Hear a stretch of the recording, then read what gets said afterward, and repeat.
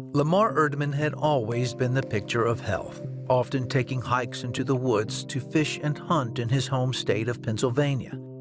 On Sunday, January 5, 2020, he and his wife Karen had settled in for a relaxing afternoon after church.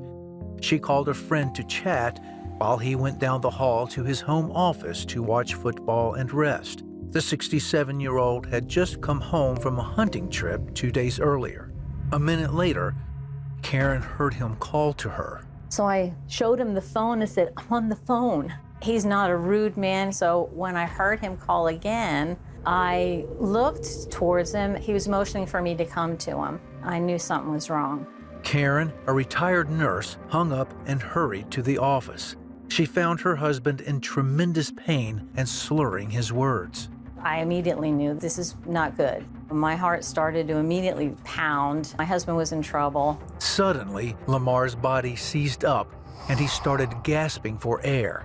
Karen recognized it as agonal breathing, confirming he was having a heart attack. Panic sort of set in. Sometimes people look like they're like a fish out of water. His was like a moan. Sometimes it's a growl, which means he could be ready to die. Karen yelled loudly and shook Lamar, trying to get him to come out of it. After about a minute, his body relaxed and he was breathing normally again. Karen moved him to the floor and dialed 911. He was still in tremendous pain and starting to turn pale. He was alert, didn't really want to talk, but he was conscious again. I could actually pray for him, laid hands on him and prayed for him, asking God to touch him and keep him alive and keep him breathing and keep his heart beating. Less than 5 minutes later, the EMTs arrived. As they started working on Lamar, Karen noticed the EKG readout. It was a troubled heart. There was definitely still a risk that he could die. It was a scary moment. The EMTs loaded Lamar into the ambulance and rushed him to the fire station where a helicopter waited. Karen stayed behind and started calling friends and family for prayer.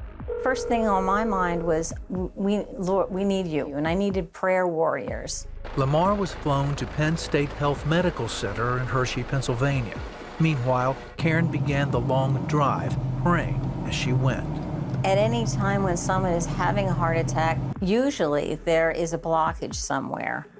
And until you get the blockages opened, there's a risk that the person could die at any time.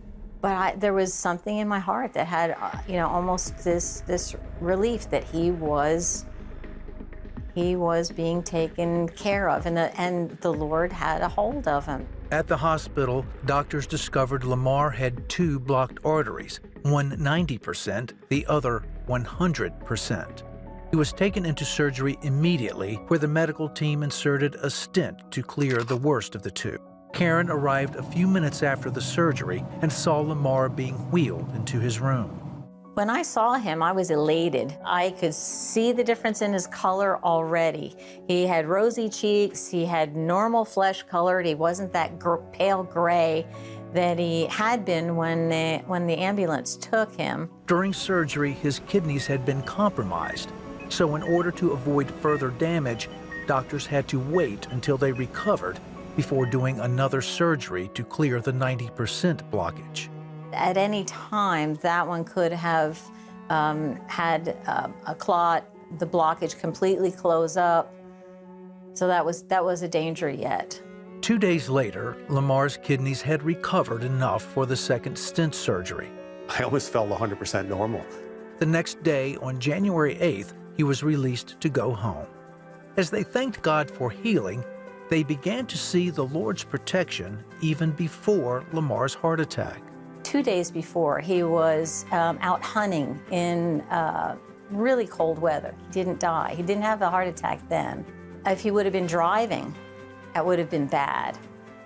There's so many things that God just orchestrated for him to live. Today, Lamar's heart is still going strong, and the couple are back to enjoying life and looking forward to having many more years together. We're just grateful for allowing him to live. He just loves everybody, and he's willing to help anybody who's going to ask him. The more people that pray for you, the better the results are going to be. And so I felt blessed that I had those friends who would take the time to do that. Hang on to God. Hang on to, no matter what, that's where your help comes from.